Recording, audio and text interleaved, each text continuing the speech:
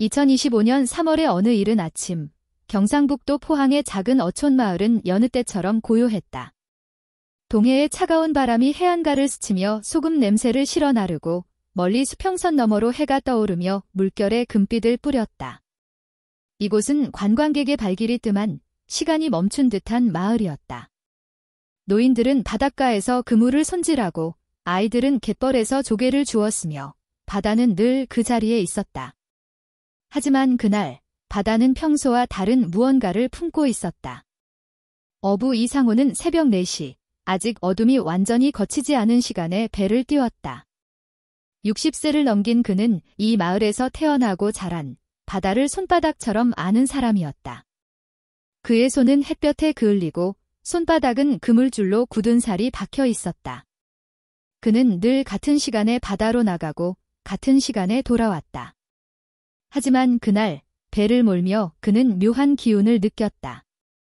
바람은 차갑고 날카로웠으며 물결은 이상할 정도로 잔잔했다. 뭔가 이상하다. 그는 혼잣말로 중얼거리며 그물을 던졌다. 그물은 바다 밑바닥을 훑으며 천천히 끌려갔다. 몇 시간 뒤 오전 10시쯤 상우는 그물을 끌어올리기 시작했다. 그런데 평소와 달리 그물이 유난히 무거웠다. 큰 고기라도 걸렸나 그는 기대 반, 의심 반으로 줄을 당겼다. 하지만 고기의 움직임이 아니었다. 그물은 무언가 단단하고 묵직한 것에 걸려 팽팽하게 당겨졌다. 상우는 힘을 주며 줄을 끌어당겼고 마침내 물 밖으로 나온 것은 예상치 못한 물체였다. 낡고 해진 여행 가방, 해초와 진흙으로 뒤덮인 그것은 마치 바다 밑에서 수십 년을 잠들어 있던 것처럼 보였다. 상우는 숨을 고르며 가방을 배 위에 올려놓았다. 가죽은 여기저기 찢어지고 지퍼는 녹슬어 움직이지 않을 정도로 굳어 있었다. 그는 처음엔 그냥 쓰레기라고 생각했다. 바다에서는 가끔 이런 것들이 걸려 나오곤 했다. 버려진 낚시 도구, 부서진 플라스틱, 심지어 오래된 신발까지. 하지만 이 가방은 달랐다. 무언가 그의 손을 붙잡는 듯한 느낌이었다. 그는 가방을 내려다보며 잠시 멈췄다. 이게 뭐지? 그는 혼잣말로 중얼거렸다. 가방 표면에 묻은 진흙 사이로 희미하게 새겨진 무늬가 보였다. 낡았지만 고급스러운 가죽, 누군가가 소중히 다뤘을 법한 물건이었다. 그는 가방을 마을 지서로 가져갔다. 작은 어촌 마을의 지서는 늘 한가했다. 순경 한 명이 졸린 눈으로 상호를 맞았다. 또 뭐 이상한 거 건졌어요. 아저씨, 순경은 농담조로 물었지만 상호의 표정은 심각했다. 이거 그냥 쓰레기가 아닌 것 같아요. 그는 가방을 책상 위에 올려놓으며 말했다. 지퍼는 너무 단단히 굳어 있어 순경은 작은 절단기를 가져와 조심스럽게 잘랐다. 지퍼가 열리는 순간 퀴퀴하고 비릿한 냄새가 퍼졌다. 바다에 오래 잠겨있던 물건 특유의 냄새였다. 하지만 그 안에서 나온 것들은 단순한 쓰레기가 아니었다. 가방 안에는 3가지 물건이 있었다. 첫 번째는 빛바랜 사진 한 장, 젊은 남녀가 어깨를 나란히 하고 웃으며 바다를 배경으로 찍은 사진이었다. 사진 뒷면에는 연필로 쓰인 글씨가 희미하게 남아 있었다. 2005년 3월 14일, 첫 여행의 두 번째는 접힌 손수건, 끝자락에 붉은 얼룩이 말라붙어 있었다. 피일까? 상우는 등골이 서늘해졌다. 마지막은 작은 강아지 목줄, 녹슨 이름표에 삐삐라는 글자가 희미하게 새겨져 있었다. 순경은 손수건을 펼치며 말했다. 이거 사람 피 같아요. 그의 목소리는 떨리고 있었다. 지서 아는 순간 정적에 휩싸였다. 상우는 가방을 내려다보며 말했다. 이거 누가 버린 게 아니라 잊혀진 거예요. 누군가 이걸 다시 찾아달라고 바다에 맡긴 것 같아요.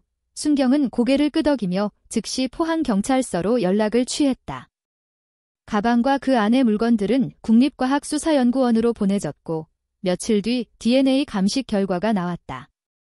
손수건의 혈흔과 목줄에 묻은 피부 각질은 20년 전 실종된 박민재와 김수진이라는 부부의 것과 일치했다. 이 소식은 마을을 넘어 포항 전체를 뒤흔들었다.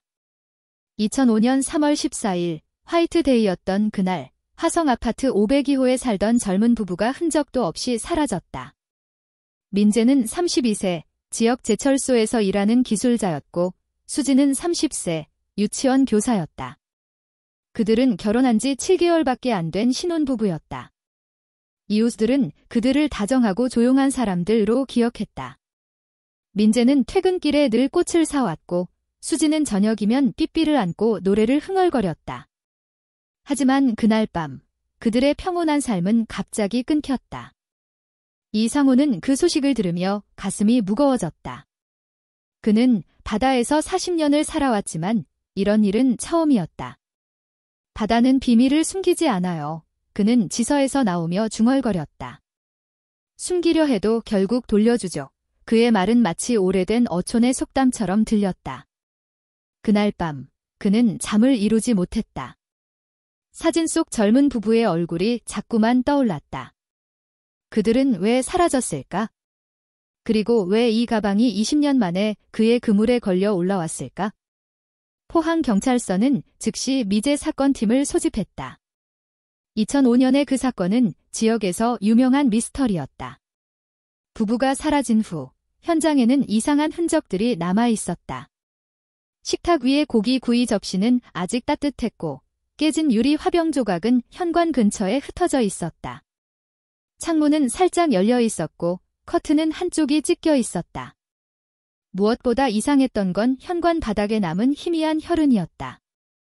누군가는 급히 닦으려 했는지 얼룩은 흐릿했지만 사라지지 않았다.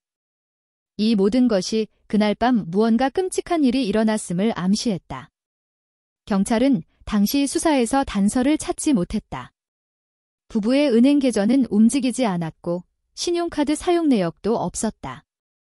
그들의 휴대폰은 각각 다른 장소에서 마지막 신호를 보냈다. 민재의 전화는 포항 외곽의 항구 근처, 수진의 전화는 시외버스 정류장 근처였다. 시간은 새벽 3시 15분과 3시 40분. 두 사람이 같은 장소에서 사라진 것이 아니라는 점은 수사를 더 복잡하게 만들었다. 게다가 이웃인 정 할머니는 그날 밤 낯선 남자의 목소리를 들었다고 증언했다. 낮고 차가운 목소리였어요. 민재 씨 목소리가 아니었죠. 무언가를 끌고 가는 소리가 났어요. 하지만 그 증언은 구체적인 단서로 이어지지 않았다. 가방의 발견은 이 오래된 사건을 다시 수면 위로 끌어올렸다. 지역 언론은 기십년 만의 단서라며 떠들썩하게 보도했다. 사진 속 부부의 얼굴은 이제 희미해졌지만 그들의 미소는 여전히 생생했다. 수지는 긴 머리를 느슨하게 묶고 있었고 민재는 그녀의 어깨를 감싸며 웃고 있었다. 그들은 행복해 보였다. 하지만 그 행복은 왜 이렇게 갑작스럽게 끝났을까? 상호는 그 사진을 보며 이상한 느낌을 떨칠 수 없었다. 이 사람들은 그냥 사라진 게 아니에요. 그는 생각했다. 누군가가 이들을 지웠어요. 마을 사람들 사이에서도 이야기가 퍼졌다. 어떤 이는 바다가 저주받은 물건을 뱉어낸 거다라고 속삭였고 다른 이는 그 부부가 바다에 묻힌 비밀을 말하려고 돌아온 거야 라고 말했다. 상호는 그런 말들을 들으며 고개를 저었다. 그는 미신을 믿지 않았다. 하지만 그 가방을 손에 쥐었을 때 느껴진 차가운 무게는 단순한 물건이 아니었다. 그것은 누군가의 삶, 누군가의 마지막 순간이었다. 포항의 바다는 늘 그랬다. 잔잔할 때는 고요했지만 폭풍이 몰아치면 모든 것을 삼켰다. 상호는 바다를 바라보며 생각했다. 이 바다는 비밀을 오래 품고 있을 뿐 결국 내놓고 마는구나. 그는 그날 밤 집으로 돌아와 아내에게 말했다. 그 가방 그냥 쓰레기가 아니야? 누군가의 인생이야. 아내는 조용히 고개를 끄덕였다. 그녀도 그 마을에서 바다와 함께 살아온 사람이었다. 바다가 돌려주는 것은 단순한 물건이 아니라는 걸 알았다. 며칠 뒤 가방의 소식이 부부의 가족에게 전해졌다. 수진의 어머니 김혜숙은 소식을 듣자마자 포항으로 달려왔다. 그녀는 20년 동안 딸을 찾으며 살아왔다. 매일 밤 바다를 향해 촛불을 켰고 꿈속에서 딸이 물속에 서 있는 모습을 보았다. 혜숙은 항구의 바위 위에 앉아 가방을 바라보았다. 이게 우리 수진이의 마지막 흔적이야. 그녀는 떨리는 목소리로 물었다. 그녀의 손에는 수진의 어린 시절 사진이 쥐어져 있었다. 그 사진 속 수진은 삐삐를 안고 웃고 있었다. 민재의 아버지 박영태도 함께 왔다. 그는 말수가 적은 사람이었다. 아들의 실종 이후 그는 점점 더 침묵 속으로 빠져들었다. 하지만 그날 그는 가방을 보며 말했다. 이 바다가 우리 애들을 어디로 데려간 거지? 그의 목소리는 갈라져 있었다. 해숙은 남편의 손을 잡으며 말했다. 돌려줬잖아요. 바다가 돌려줬다고요. 그들은 바다를 향해 작은 꽃다발을 띄웠다. 꽃은 물결에 실려 멀어졌고 그 순간 바다는 마치 무언가를 속삭이는 듯했다. 이 사건은 단순한 실종이 아니었다. 가방의 발견은 20년 전의 비밀을 다시 불러냈다. 박민재와 김수진은 왜 사라졌을까? 그들의 마지막 밤에는 무슨 일이 일어났을까? 그리고 이 가방은 어떻게 바다 밑에 묻혀 있다가 이제야 떠오른 것일까? 상호는 그날 밤 잠을 이루지 못하며 창밖의 바다를 바라보았다. 달빛 아래 물결은 잔잔했지만 그 아래에는 여전히 말하지 않은 이야기가 잠들어 있었다. 이 가방은 단지 시작이었다. 그것은 포항의 작은 어촌 마을에 잠든 비밀을 깨우는 첫 신호였다. 그리고 그 신호는 20년 전의 그날 밤 화성 아파트 502호에서 일어난 비극으로 이어질 것이었다. 2005년 3월 14일 포항의 화성 아파트는 평소처럼 고요했다. 동해를 마주한 이 오래된 아파트 단지는 공기놀이를 하는 아이들과 저녁 밥상을 차리는 주부들의 소리로 채워져 있었다. 5층 502호에는 박민재 32세와 김수진 30세이 살았다. 결혼한 지 7개월밖에 안 된 신혼부부였다. 민재는 지역 제철소에서 기술자로 일했고 수진은 근처 유치원에서 아이들을 가르쳤다. 그들의 집은 작았지만 따뜻했다. 현관 앞에는 작은 화분에 심은 선인장이 놓여 있었고 거실에는 수진이 좋아하는 분홍색 커튼이 바람에 살짝 흔들렸다. 그리고 그들의 반려견 삐삐라는 이름의 푸들 강아지는 늘 현관 근처에 앉아 꼬리를 흔들며 주인을 기다렸다. 그날은 화이트데이였다. 포항의 거리는 연인들로 북적였고 상점들은 사탕과 초콜릿으로 장식되어 있었다. 수지는 유치원에서 일찍 퇴근하며 동료들에게 말했다. 오늘 민재 씨한테 깜짝 선물 줄 거예요. 그녀는 미소 지으며 손으로 머리를 쓸어 올렸다. 동료들은 그녀를 햇살 같은 사람쥐라고 불렀다. 늘 밝고 아이들과 노래를 부르며 웃는 그녀였다.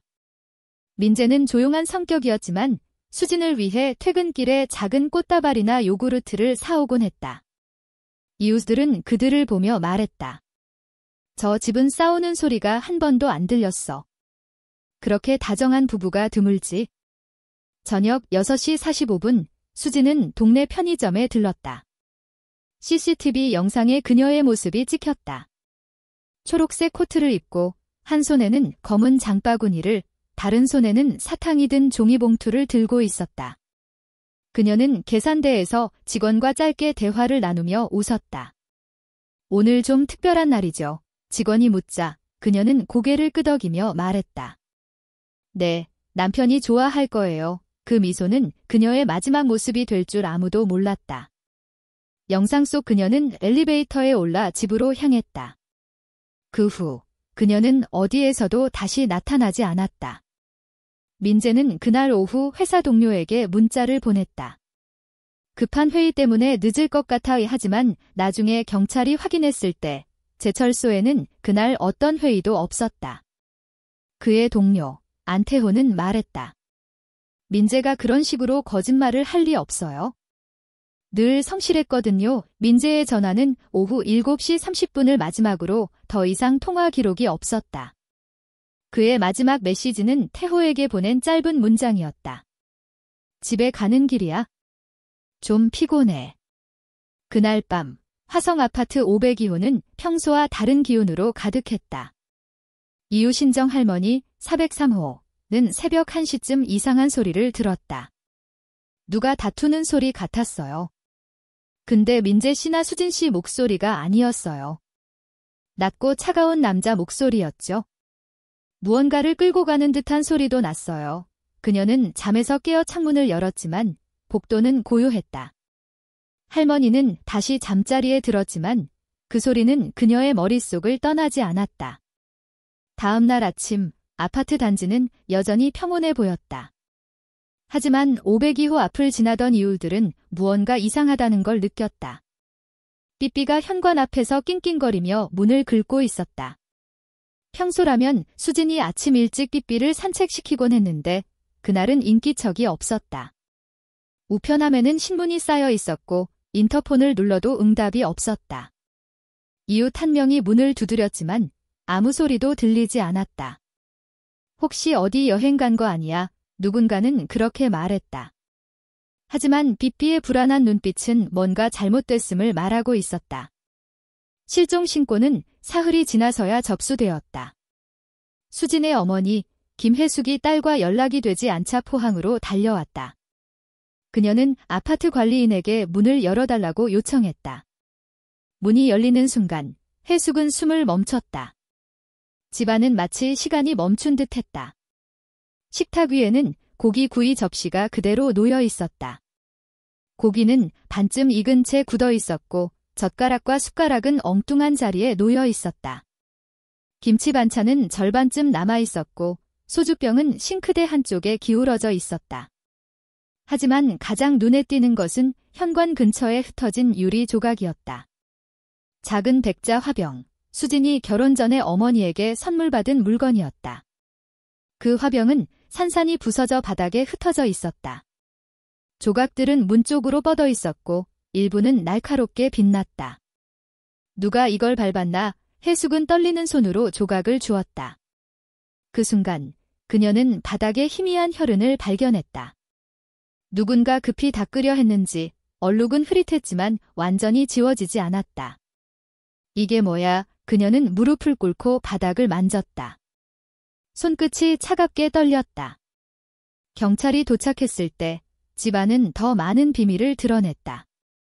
거실 창문은 살짝 열려 있었고 분홍색 커튼은 한쪽 끝이 찢겨 있었다. 마치 누군가가 급히 잡아당긴 듯 했다. 창문 아래 바닥에는 진흙이 묻은 발자국이 희미하게 남아 있었다. 경찰은 발자국을 사진으로 찍으며 말했다. 이건 외부에서 들어온 흔적일 수도 있어요. 하지만 문에는 강제로 연 흔적이 없어요. 현관문 손잡이는 이상할 정도로 거칠게 벗겨져 있었다. 누가 억지로 잡아당긴 것 같아요. 한 경찰이 중얼거렸다. 그런데 지문이 하나도 안 나와요. 깨끗하게 닦였어요.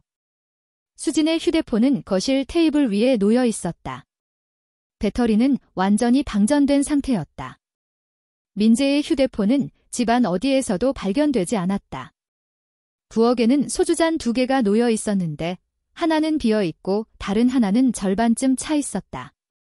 이 사람들이 밥을 먹다 갑자기 무슨 일이 생긴 거지? 경찰은 고개를 갸우뚱했다. 하지만 더 이상한 것은 집안의 공기였다. 모든 것이 정리되지 않은 채 마치 누군가가 급히 자리를 떠난 듯한 느낌이었다.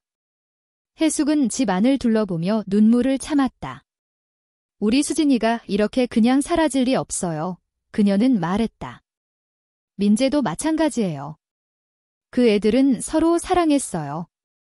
도망칠 이유가 없었어요. 그녀는 수진이 늘 입던 초록색 코트를 껴안았다. 코트에서는 아직 그녀의 향수 냄새가 희미하게 남아 있었다.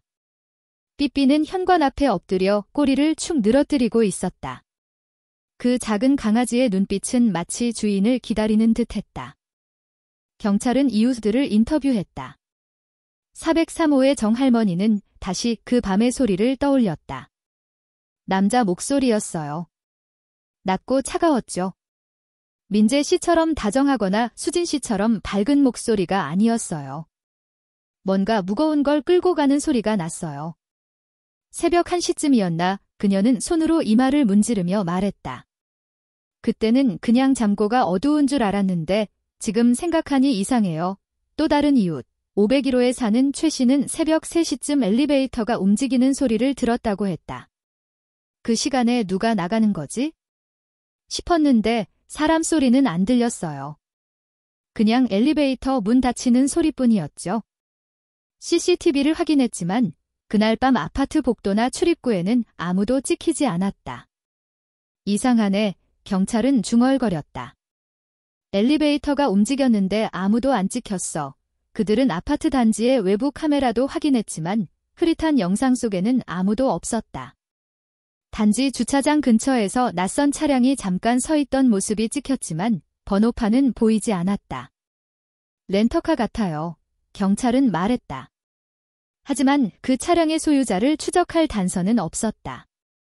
수진의 동료, 유치원 교사 박지연은 그녀의 마지막 모습을 떠올렸다.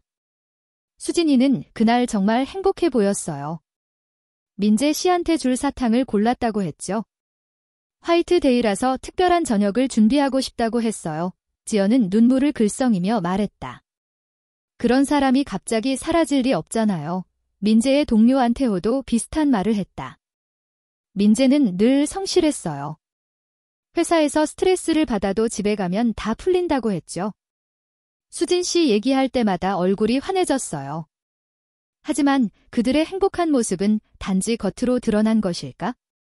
경찰은 집안에서 발견된 작은 단서들을 하나씩 짚어보았다. 깨진 화병, 찢긴 커튼, 혈흔, 그리고 엉뚱한 자리에 놓인 젓가락. 이 모든 것이 평범한 신혼부부의 집과는 어울리지 않았다.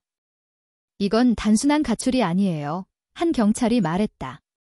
누군가 이 집에 들어왔거나 무슨 일이 일어났어요. 하지만 그 무슨 일이 무엇인지는 아무도 알 수 없었다.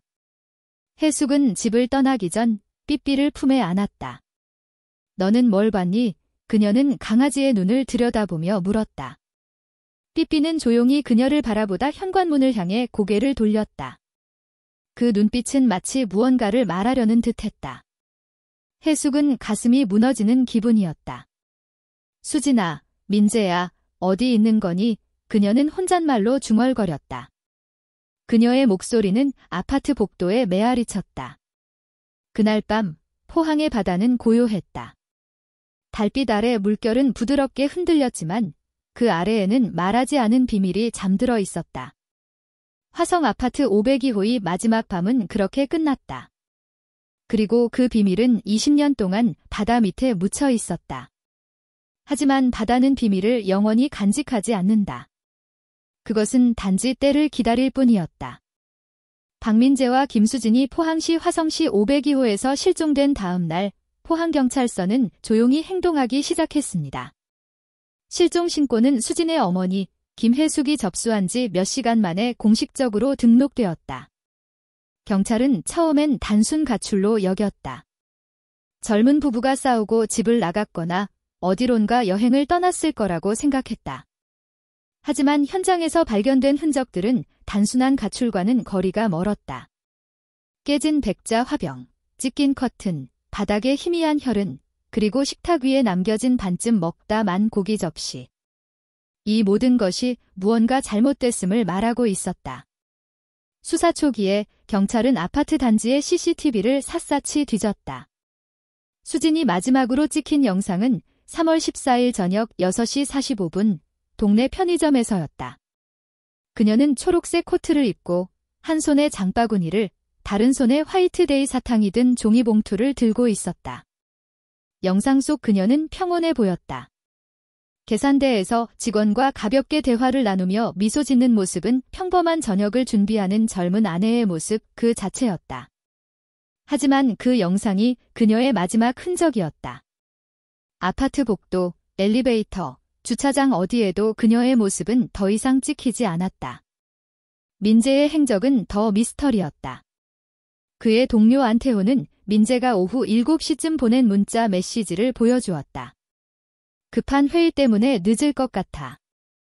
집에 가는 길이야. 하지만 제철소에 확인해본 결과 그날 민재가 참석해야 할 회의는 없었다. 민재가 거짓말을 할 리 없어요. 태호는 단호하게 말했다. 그 친구는 늘 솔직했어요. 무슨 일이 있었던 게 분명해요. 민재의 휴대폰은 오후 7시 30분 이후 더 이상 통화나 메시지를 기록하지 않았다. 그의 마지막 신호는 새벽 3시 15분, 포항 외곽의 한 항구 근처에서 포착되었다. 가장 이상한 단서는 두 사람의 휴대폰에서 온 메시지였다. 수진의 전화는 새벽 2시 30분, 그녀의 유치원 동료 박지연에게 메시지를 보냈다. 좀 쉬고 싶어요. 한동안 연락 못할 수도 있어요. 지연은 그 문자를 읽으며 고개를 갸우뚱했다. 수진이는 늘 메시지에 웃는 이모티콘을 붙였어요. 그런데 이건 너무 딱딱했어요. 마치 수진이가 쓴 게 아닌 것 같았죠. 그녀는 경찰에 문자를 보여주며 말했다. 수진이가 이렇게 말할 리 없어요. 쉬고 싶다는 말은 그녀답지 않아요. 민재의 전화에서도 비슷한 메시지가 발견되었다. 새벽 4시 반, 그의 고등학교 친구 최혁에게 보낸 문자였다. 모임 못 갈 것 같아. 몸이 좀 안 좋아. 혁은 경찰에게 말했다. 민재는 절대 몸이 안 좋아 같은 표현을 안 썼어요. 죽겠네, 감기 걸렸어 이런 식으로 말했죠. 그리고 새벽 4시 반에 문자를 보내다니 그건 민재답지 않아요. 두 메시지는 시간대도 이상했다.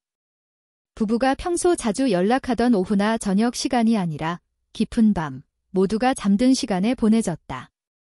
경찰은 두 전화의 마지막 위치를 추적했다. 수진의 전화는 포항 서구의 한 시외버스 정류장 근처에서 새벽 3시 40분에 마지막 신호를 보냈다. 민재의 전화는 25분 전 항구 근처에서 꺼졌다. 두 사람이 같은 장소에서 사라진 것이 아니라는 사실은 수사를 더 복잡하게 만들었다. 어떻게 부부가 같은 시간대에 다른 곳에서 전화가 꺼지죠? 수사관 중 한 명이 중얼거렸다. 누군가가 그들을 갈라놓은 게 분명해요. 이 단서들은 단순한 실종이 아니라는 의심을 키웠다. 경찰은 아파트 현장을 다시 조사했다. 현관 바닥에 혈흔은 작았지만 누군가 급히 닦으려 한 흔적이 보였다. 이건 의도적인 거예요. 한 수사관이 말했다. 누가 지우려고 했지만 완전히 지워지진 않았어요. 백자 화병의 조각들은 문 쪽으로 뻗어 있었고 일부는 바닥에 깊이 박혀 있었다. 누가 들어오거나 나가면서 밟은 것 같아요. 수사관은 메모를 적으며 말했다. 하지만 지문은 하나도 나오지 않았다. 현관문 손잡이는 이상할 정도로 깨끗했고 마치 누군가가 고의로 닦은 듯 했다. 이웃들의 증언은 더 많은 의문을 낳았다. 403호의 정할머니는 새벽 1시쯤 들은 소리를 다시 떠올렸다. 낮은 남자 목소리였어요. 차갑고 무거웠죠. 민재 씨나 수진 씨 목소리가 아니었어요. 그리고 무언가를 끌고 가는 소리가 났어요. 쿵쿵, 바닥을 스치는 소리였죠. 그녀는 손을 떨며 말했다. 그때는 그냥 잠고가 어두운 줄 알았는데 지금 생각하니 무서워요. 501호의 최 씨는 새벽 3시쯤 엘리베이터가 움직이는 소리를 들었다고 했다. 그 시간에 누가 나가는 거지? 싶었는데 사람 소리는 없었어요. 그냥 문 닫히는 소리뿐이었죠. CCTV는 더 큰 혼란을 주었다. 아파트 복도와 출입구 카메라에는 그 시간대에 아무도 찍히지 않았다. 하지만 주차장 근처의 한 카메라에 낯선 차량이 잠깐 나타났다. 어두운 색의 세단, 번호판은 보이지 않았다. 렌터카 같아요. 경찰은 말했다. 하지만 차량 소유자를 추적할 단서는 없었다.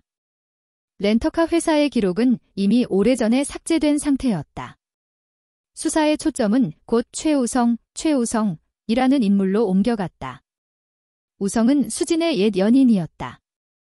서울에서 프리랜서 기자로 일했던 그는 몇 년 전 일본으로 떠났다고 알려졌다.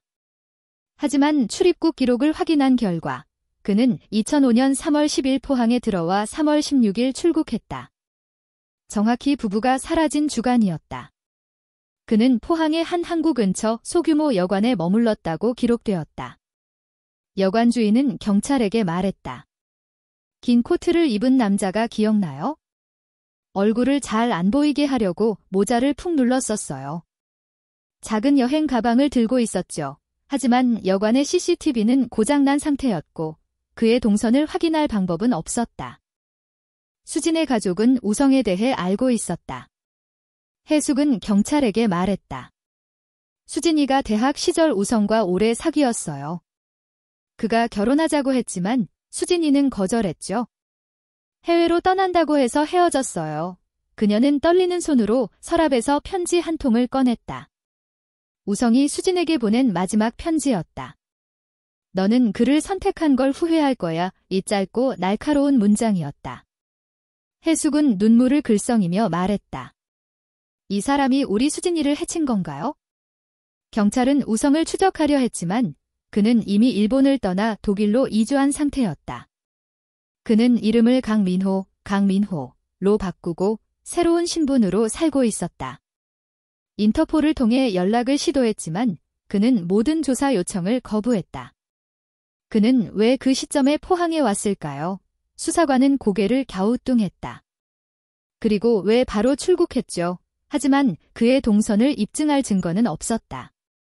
여관 주인의 증언만으로는 부족했다. 수사는 점점 더 복잡해졌다. 민재와 수진의 은행 계좌는 아무런 움직임이 없었다. 신용카드 사용 내역도 현금 인출 기록도 없었다. 그들의 SNS 계정은 3월 14일 이후 멈췄다. 가출한 사람이라면 뭔가 흔적이 남아야죠. 한 수사관이 말했다. 이건 마치 누군가가 그들의 존재를 완전히 지운 것 같아요. 하지만 물리적 증거는 부족했다. 혈흔은 너무 적었고 지문은 하나도 나오지 않았다. 경찰은 결국 자발적 실종 가능성을 제기했다. 부부 싸움이었을 수도 있어요. 어디론가 떠난 걸지도요. 해숙은 그 말을 듣고 경찰서에서 소리를 질렀다. 우리 애들이 왜 도망가요? 그 애들은 서로 사랑했어요. 싸운 적도 없어요. 그녀는 울음을 터뜨리며 책상을 쳤다. 누가 우리 애들을 데려간 거예요? 그녀의 목소리는 복도에 메아리쳤다. 경찰은 그녀를 달래며 말했다. 증거가 더 필요해요. 지금은 단서가 너무 적어요. 하지만 해숙의 눈에는 분노와 절망이 뒤섞여 있었다. 민재의 아버지 박영태는 말없이 경찰서를 나왔다. 그는 포항의 바닷가로 갔다. 차가운 바람이 그의 얼굴을 스쳤다. 그는 바다를 바라보며 중얼거렸다. 민재야, 수진아, 어디 있는 거니? 그의 손에는 민재의 어린 시절 사진이 쥐어져 있었다. 사진 속 민재는 웃으며 축구공을 차고 있었다. 영태는 그 사진을 가슴에 품고 눈을 감았다. 수사관들은 밤늦게까지 회의를 이어갔다. 이건 단순한 실종이 아니에요. 한 젊은 수사관이 말했다. 그 메시지들, 그 시간대, 그 혈흔. 누군가가 이 집에 들어왔어요. 하지만 팀장은 고개를 저었다. 증거가 없어. 정황만으로는 아무것도 할 수 없어. 그들은 파일을 덮고 사무실을 나섰다. 하지만 그들의 머릿속에는 같은 질문이 맴돌았다. 그 부부에게 무슨 일이 일어난 걸까? 그리고 삐삐, 그 작은 푸들은 여전히 502호 현관 앞에 엎드려 있었다. 이웃들이 밥을 주려 했지만 삐삐는 고개를 돌렸다. 그저 문을 바라보며 낑낑거렸다. 그 눈빛은 마치 주인이 돌아올 거라는 믿음을 잃지 않는 듯했다. 해숙은 삐삐를 품에 안으며 말했다. 너는 뭘 봤니? 우리 애들이 어디로 간 거니? 하지만 삐삐는 대답 대신 조용히 그녀의 손을 핥았다. 포항의 밤은 깊어갔다. 바다는 여전히 고요했지만 그 아래에는 말하지 않은 비밀이 잠들어 있었다. 그 메시지들, 그 혈흔, 그 낯선 목소리는 모두 하나의 퍼즐 조각이었다. 하지만 그 퍼즐은 아직 맞춰지지 않았다. 그리고 그 비밀은 20년 동안 바다 밑에 묻혀 있었다. 바다는 침묵했지만 언젠가 그 비밀을 돌려줄 때를 기다리고 있었다. 박민재와 김수진 부부가 포항시 화성시 502호 아파트에서 실종된 후 세상은 그 가족에게 멈춘 듯 했습니다. 민재의 아버지 박영태와 수진의 어머니 김혜숙은 그날 이후로 삶의 모든 순간을 자식들을 찾는 데 바쳤다. 그들의 집은 더 이상 집이 아니었다. 웃음과 따뜻함이 가득했던 공간은 이제 텅 빈 침묵과 절망으로 채워졌다. 하지만 그들은 포기하지 않았다. 그럴 수 없었다. 사랑하는 이들이 사라진 이유를 알지 못한 채 살아가는 것은 그들에게 죽음보다 더한 고통이었다. 해숙은 매일 밤 포항의 바닷가로 나갔다. 그녀는 작은 촛불을 켜고 바다를 향해 기도했다. 수진아, 어디 있니? 엄마가 널 찾을게. 그녀의 목소리는 바람에 실려 사라졌지만 그녀는 멈추지 않았다.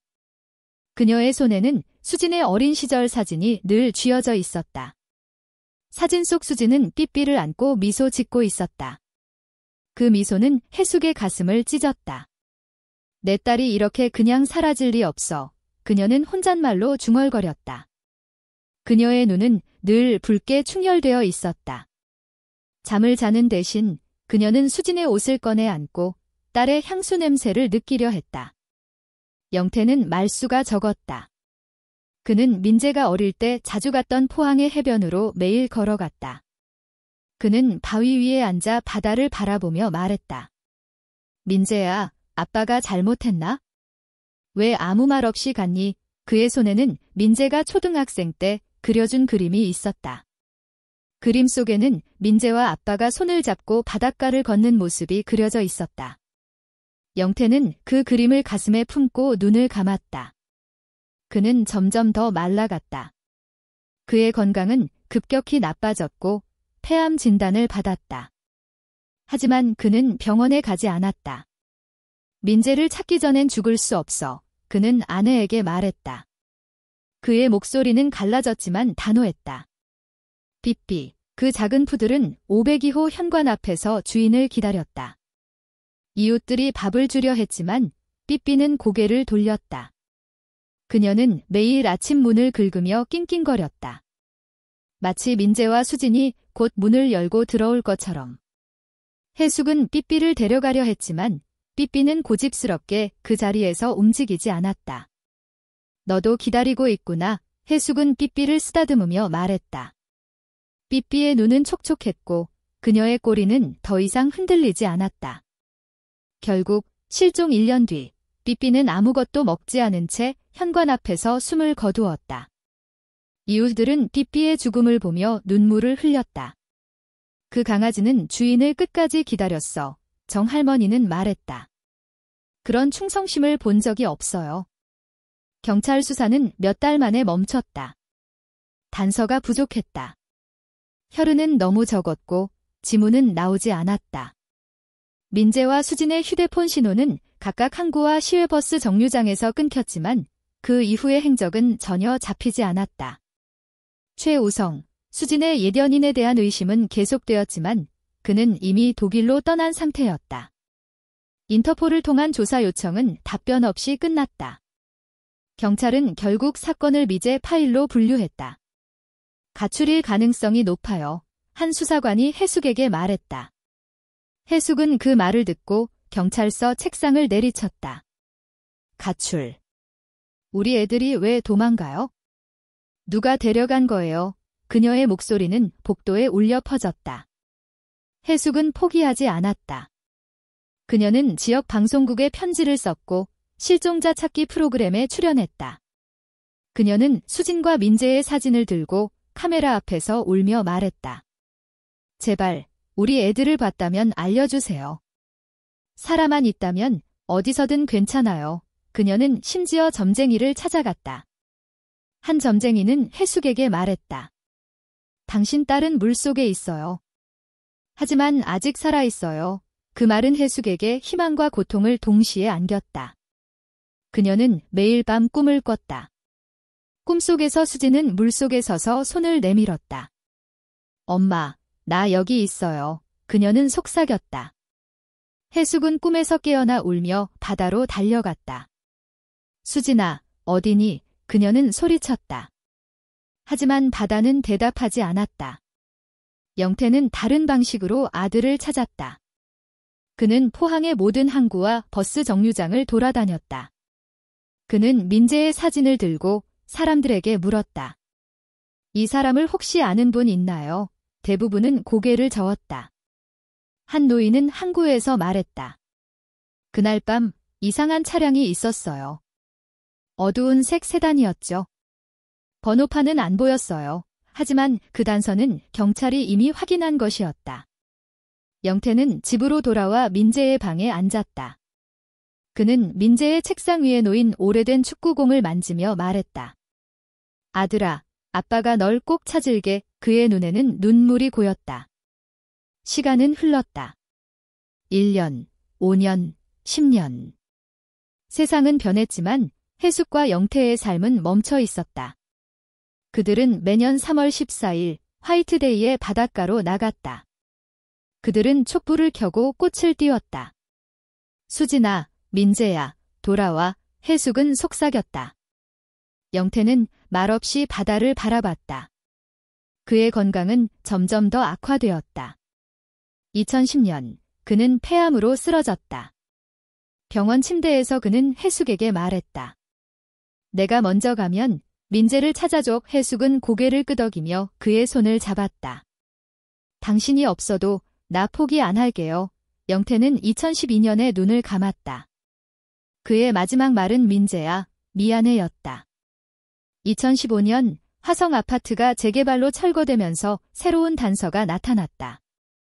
공사 현장에서 작업자들이 502호 아래의 배수관 근처에서 녹슨 금속 상자를 발견했다. 상자는 오래된 물때로 덮여 있었고 잠금 장치는 부서져 있었다. 안에는 몇 가지 물건이 있었다. 빛바랜 종이 조각들, 구겨진 결혼 반지, 그리고 피가 묻은 천 조각. 경찰은 즉시 상자를 분석했다. DNA 검사 결과 천에 묻은 피는 수진의 것이었다. 하지만 반지는 민재나 수진의 것이 아니었다. 종이 조각에는 알아볼 수 없는 글씨가 희미하게 적혀 있었다. 이게 뭐지? 수사관은 고개를 갸우뚱했다. 누가 이걸 여기에 숨긴 거지? 이웃들도 그들을 잊지 않았다. 정할머니는 매년 3월 14일 502호 앞에 작은 꽃다발을 놓았다. 그 부부는 좋은 사람들이었어요. 그녀는 말했다. 그들이 어디 있든 행복했으면 좋겠어요. 하지만 그녀의 목소리에는 슬픔이 묻어 있었다. 포항의 작은 어촌 마을은 점점 잊혀갔다. 새로운 아파트가 들어섰고 젊은 세대는 그 사건을 모르고 자랐다. 하지만 해숙에게는 시간이 멈춰 있었다. 그녀는 방송국에 계속 편지를 썼다. 실종자 찾기 프로그램은 몇 년마다 그들의 이야기를 다뤘다. 하지만 새로운 단서는 없었다. 해숙은 점점 더 홀로 남겨졌다. 그녀의 친구들은 말했다. 해숙아, 이제 그만해. 너도 살아야지. 하지만 해숙은 고개를 저었다. 내 딸이 어딘가에 살아있어? 내가 포기하면 누가 찾겠어? 그녀의 목소리는 단호했지만 눈에는 끝없는 고통이 담겨 있었다. 삐삐의 죽음은 해숙에게 또 다른 상처였다. 그녀는 삐삐의 작은 목줄을 가슴에 품었다. 너는 주인을 끝까지 기다렸지. 그녀는 속삭였다. 나도 그럴게. 그녀는 삐삐의 목줄을 수진의 사진 옆에 놓았다.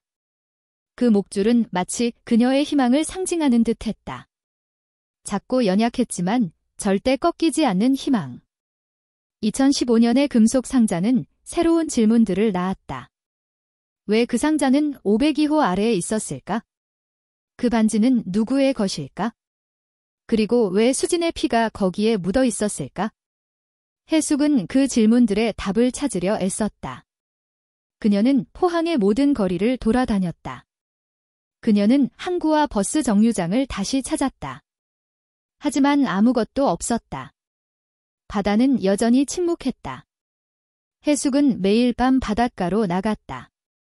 그녀는 촛불을 켜고 말했다. 수진아, 민재야, 엄마가 여기 있어. 돌아와. 그녀의 목소리는 바람에 흩어졌다. 하지만 그녀는 멈추지 않았다. 그녀의 삶은 이제 그들을 찾는 것으로 정의되었다. 그녀는 그들의 미소를 잊을 수 없었다. 그들의 웃음, 그들의 사랑, 그들의 따뜻함. 그것은 그녀의 가슴에 영원히 새겨져 있었다. 포항의 바다는 여전히 고요했다. 하지만 그 아래에는 말하지 않은 비밀이 잠들어 있었다. 금속 상자는 그 비밀의 한 조각이었다. 그리고 2025년 그 비밀은 다시 수면 위로 떠오를 것이었다. 바다는 비밀을 영원히 간직하지 않는다. 그것은 단지 때를 기다릴 뿐이었다. 2025년 3월, 포항의 작은 어촌 마을에서 발견된 낡은 여행 가방은 20년 전 박민재와 김수진의 실종 사건을 다시 수면 위로 끌어올렸다. 가방 안에 빛바랜 사진, 피 묻은 손수건, 그리고 삐삐의 목줄은 그들의 마지막 흔적이었다. 하지만 그 흔적들은 새로운 질문들만 낳았다. 누가 그 가방을 바다 밑에 숨겼을까?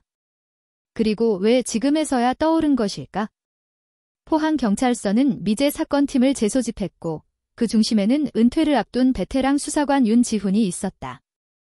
윤지훈은 30년 넘게 포항경찰서에서 근무한 인물이었다. 그는 2005년 민재와 수진의 실종 사건을 처음 맡았던 수사관 중 한 명이었다. 그때 그는 젊고 열정적이었지만 단서 부족으로 사건이 미궁에 빠지자 깊은 무력감을 느꼈다. 그 부분은 그냥 사라진 게 아니에요. 그는 당시 동료들에게 말했다. 누군가가 그들의 흔적을 지웠어요. 하지만 증거가 없었고 사건은 몇 달 만에 미제 파일로 넘어갔다. 그 후로도 지훈은 그 사건을 잊지 못했다. 그는 매년 3월 14일 화이트데이가 되면 화성 아파트 근처를 지나며 그날 밤을 떠올렸다. 2025년 지훈은 은퇴를 2달 앞두고 있었다. 그의 책상은 오래된 서류로 가득했고 그 중에는 민재와 수진의 사건 파일도 있었다. 그는 가끔 그 파일을 꺼내 읽으며 혼잣말로 중얼거렸다. 내가 놓친 게 뭘까? 가방의 발견 소식을 들었을 때 그는 즉시 사건팀에 합류했다. 이건 우연이 아니에요. 그는 팀원들에게 말했다. 바다가 이걸 돌려준 거예요. 그의 목소리는 단호했지만 눈에는 피로와 집착이 뒤섞여 있었다. 지훈은 가방 안의 물건들을 면밀히 조사했다. 사진은 2005년 3월 14일 민재와 수진이 함께 찍은 것이었다. 그들은 포항의 한 해변에서 미소 짓고 있었다. 사진 뒷면에는 연필로 쓰인 글씨가 희미하게 남아 있었다. 첫 여행. 2005년 3월 14일 손수건의 혈흔은 DNA 검사 결과 수진의 것으로 확인되었다. 삐삐의 목줄에는 작은 피부각질이 묻어 있었는데 이는 민재의 DNA와 일치했다. 이 가방은 그들의 마지막 순간을 담고 있어요. 지훈은 말했다. 하지만 누가 이걸 바다에 버린 걸까?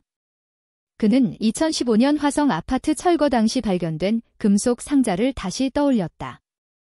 그 상자는 502호 아래의 배수관 근처에서 발견되었다. 안에는 빛바랜 종이 조각, 구겨진 결혼 반지, 그리고 피 묻은 천이 있었다.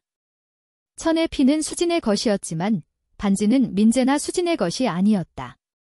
종이 조각에는 알아볼 수 없는 글씨가 적혀 있었고 너무 낡아서 판독이 불가능했다. 지훈은 당시 그 상자를 조사했지만 단서로 이어지지 않았다. 그 상자와 이 가방은 연결되어 있어요. 그는 확신했다. 누군가가 이 물건들을 숨기려 했어요. 지훈은 오래된 수사 기록을 다시 뒤졌다. 그는 2005년 현장에서 발견된 작은 단서에 주목했다. 현관 바닥의 혈흔에 대한 보고서였다. 그 혈흔은 수진의 것이 아니었다. 이건 왜 더 파지 않았지? 그는 혼잣말로 중얼거렸다. 보고서에는 혈흔의 양이 너무 적어 DNA 분석 불가라고 적혀 있었다. 하지만 지훈은 그 혈흔이 사건의 열쇠일지도 모른다고 생각했다. 그는 최신 DNA 기술로 재분석을 요청했다. 하지만 20년이 지난 혈흔 샘플은 이미 부패해 분석이 불가능했다. 그는 책상을 주먹으로 내리치며 말했다. 젠장, 너무 늦었어. 그의 조사는 최우성에게로 향했다. 우성은 수진의 옛 연인으로 2005년 3월 10일부터 16일까지 포항에 머물렀다. 그는 항구 근처 여관에 묵었고 긴 코트와 모자를 쓴 채 작은 여행 가방을 들고 다녔다. 지훈은 당시 우성을 의심했지만 증거가 부족했다. 그가 왜 포항에 왔을까? 지훈은 메모를 적으며 생각했다. 그리고 왜 바로 출국했지? 그는 인터폴을 통해 우성의 현재 위치를 확인했다. 우성은 이제 강민호라는 이름으로 독일 뮌헨에서 살고 있었다. 그는 결혼했고 작은 출판사를 운영하며 평범한 삶을 사는 듯 했다. 하지만 지훈은 그의 침묵이 의심스러웠다. 그는 왜 협조를 거부하는 걸까?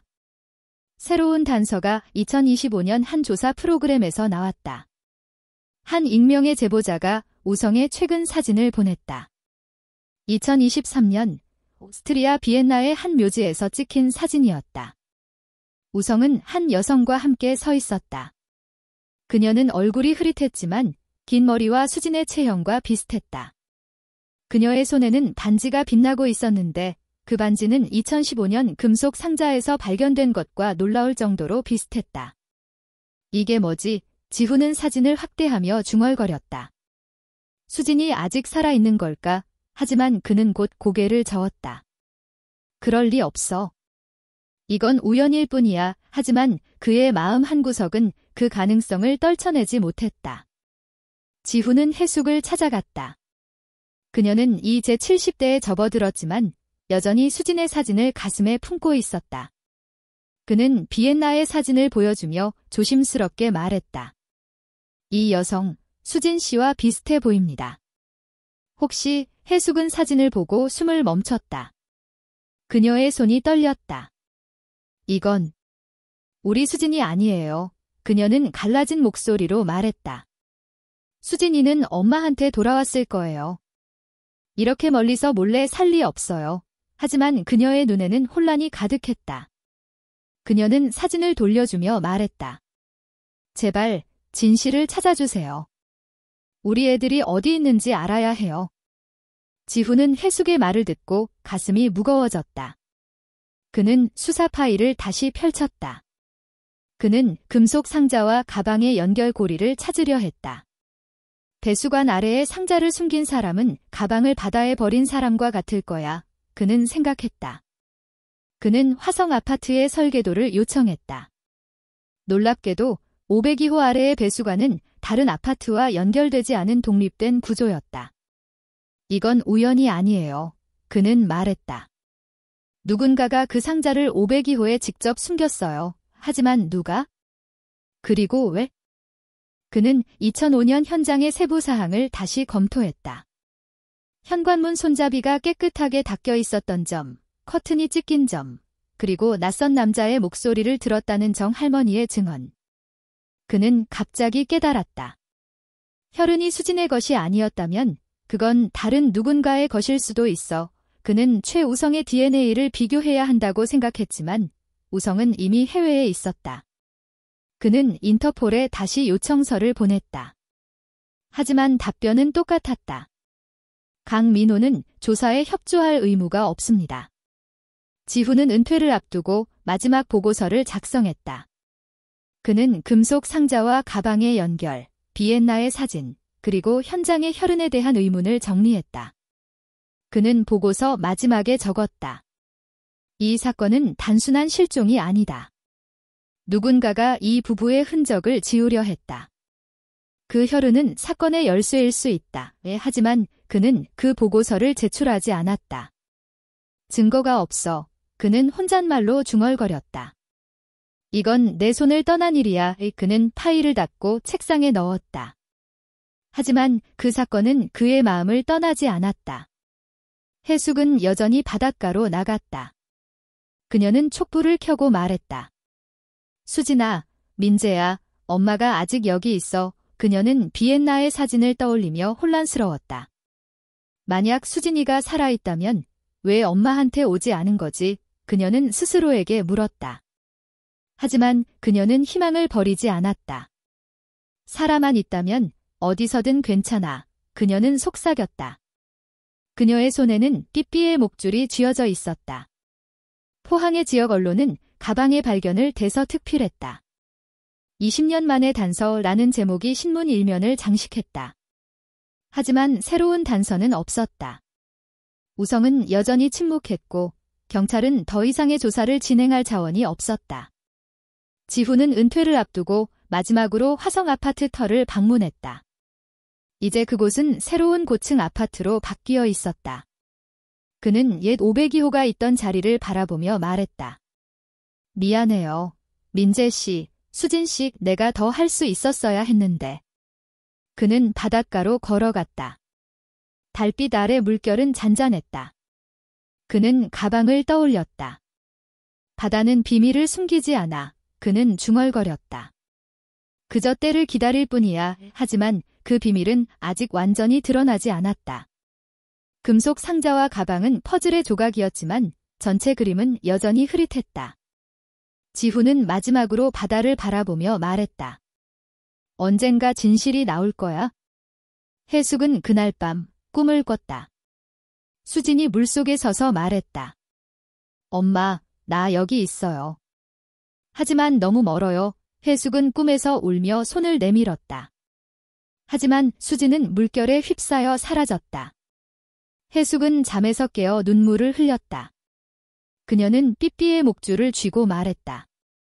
기다릴게, 수진아. 엄마는 절대 포기 안 해. 포항의 바다는 여전히 침묵했다.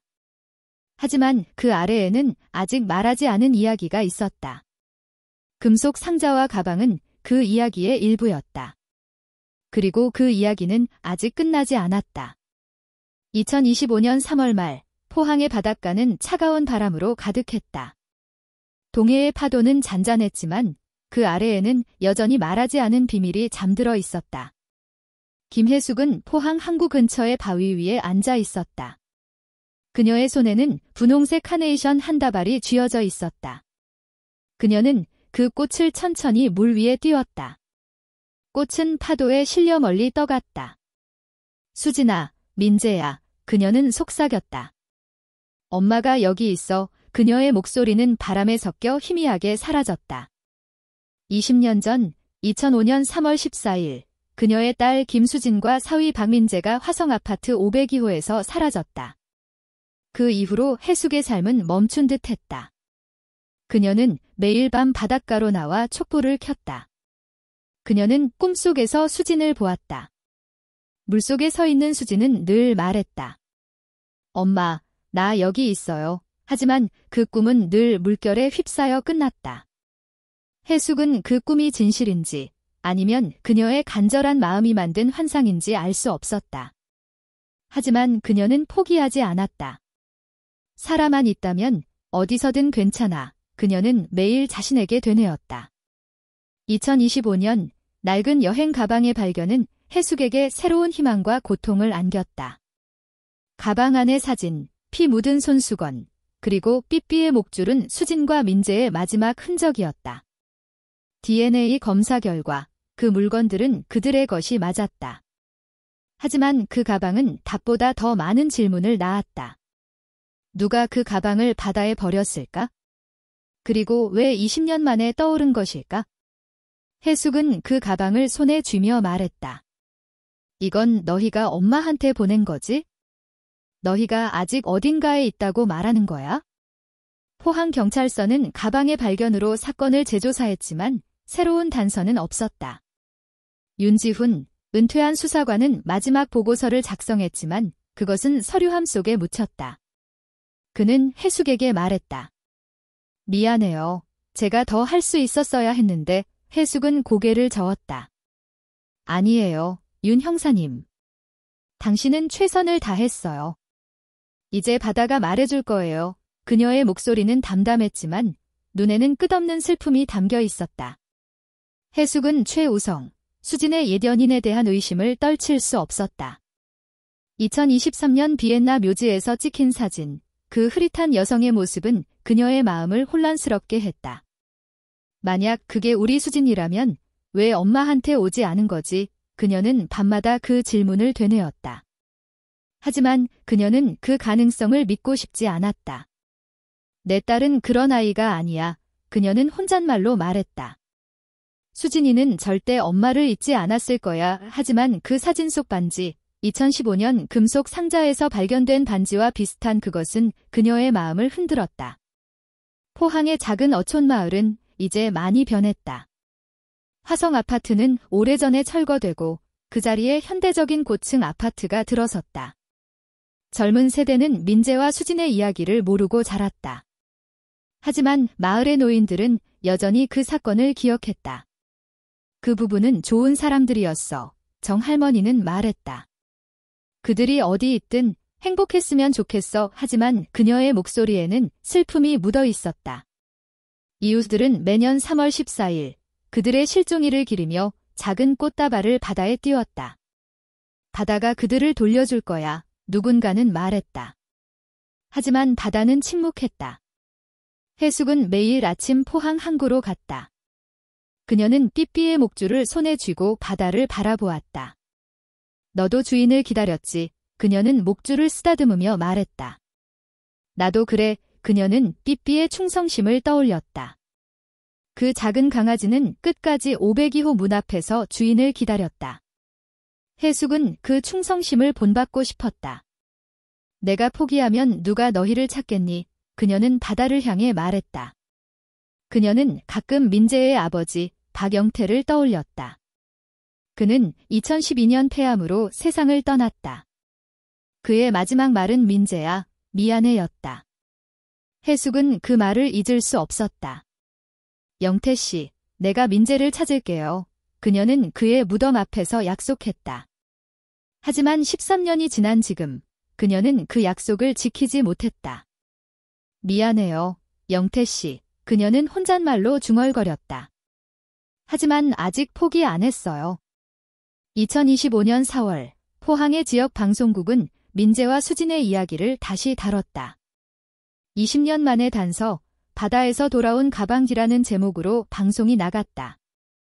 해숙은 방송국에 나가 사진을 들고 말했다. 제 딸과 사위를 아는 분, 제발 연락해주세요. 살아있든 아니든 그냥 진실을 알고 싶어요. 그녀의 목소리는 떨렸지만 눈은 단호했다. 방송은 많은 사람의 가슴을 울렸다. 하지만 새로운 제보는 없었다. 해숙은 방송 후 바닷가로 돌아갔다. 그녀는 카네이션 한 다발을 다시 띄웠다. 수진아, 민재야, 엄마가 기다릴게. 그녀는 말했다. 파도는 부드럽게 꽃을 실어나갔다. 그 순간 그녀는 이상한 평온함을 느꼈다.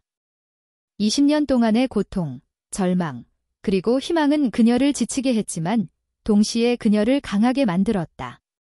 너희가 어디 있든 엄마는 너희를 사랑해. 그녀는 속삭였다. 포항의 한 어부, 이상호는 가방을 발견한 이후로 자주 해숙을 만났다. 그는 그녀에게 말했다. 바다는 비밀을 숨기지 않아요, 아주머니. 언젠가 진실을 돌려줄 거예요. 해숙은 고개를 끄덕였다. 알아요. 상호 씨, 이 바다가 우리 애들을 돌려줬잖아요. 그녀는 가방을 떠올렸다. 그 가방은 그녀에게 수진과 민재의 흔적을 돌려주었다. 하지만 그 흔적은 아직 전체 이야기를 말해주지 않았다. 해숙은 집으로 돌아와 수진의 사진을 꺼냈다. 그녀는 사진 속 수진의 미소를 바라보며 말했다. 너는 엄마한테 돌아올 거지. 그녀는 삐삐의 목줄을 손에 쥐었다. 그 작은 목줄은 그녀의 손에서 따뜻하게 느껴졌다. 삐삐야, 너도 수진이를 기다리고 있지. 그녀는 미소 지으며 말했다. 그 미소는 슬픔과 희망이 뒤섞인 것이었다. 포항의 바다는 여전히 고요했다. 달빛 아래 물결은 부드럽게 흔들렸다. 그 아래에는 여전히 비밀이 잠들어 있었다. 민재와 수진에게 무슨 일이 일어났을까? 최우성은 그들의 실종과 어떤 관련이 있을까? 그리고 그 가방은 왜 20년 만에 떠오른 것일까? 그 질문들은 여전히 답이 없었다. 하지만 해숙은 믿었다. 진실은 어딘가에 있어. 그녀는 생각했다. 그리고 언젠가 바다가 그걸 말해줄 거야. 그녀는 마지막으로 바닷가에 섰다. 그녀는 카네이션을 하나 더 띄웠다. 수진아, 민재야, 엄마는 기다릴게. 언제든 돌아와. 그녀의 목소리는 바람에 실렸다. 꽃은 파도 위를 떠다녔다. 그것은 마치 그녀의 사랑과 고통이 바다에 녹아드는 듯 했다. 바다는 침묵했지만 그 침묵은 무겁고 깊었다. 그것은 비밀을 품고 있었지만 언젠가 그 비밀을 돌려줄 것이었다. 해숙은 집으로 돌아갔다. 그녀는 수진의 사진 옆에 카네이션을 놓았다. 너희는 내 가슴에 있어. 그녀는 속삭였다. 그녀는 창문을 열고 바다를 바라보았다. 달빛이 물결에 반사되었다. 그 빛은 마치 수진과 민재의 미소를 닮아 있었다. 해숙은 눈을 감았다. 그녀의 가슴은 여전히 아팠지만 그 안에는 작은 평화가 자리 잡고 있었다. 포항의 바다는 그들의 이야기를 기억했다. 사랑, 비극, 그리고 미스터리는 파도 아래에 잠들어 있었다. 하지만 바다는 비밀을 영원히 간직하지 않는다. 언젠가 그것은 모든 것을 돌려줄 것이다. 그리고 그때까지 해숙은 기다릴 것이다.